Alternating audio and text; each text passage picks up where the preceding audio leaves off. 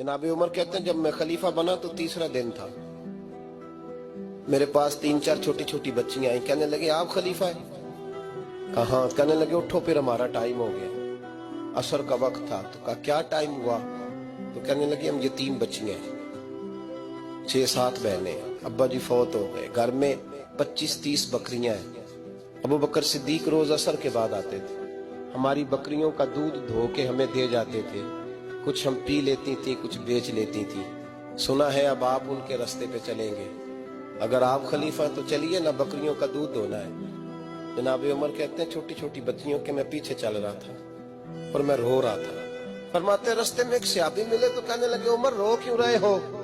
तो मैंने कहा यार ये अबू बकर मेरे लिए रास्ता बड़ा मुश्किल कर गया, इनकी राहों पे चलना कितना मुश्किल होगा। जिगर राहे वफा में नक्श ऐसे छोड़ आया, मैं जिस मंजिल से गुजरा हूं वो अब तक याद करती है।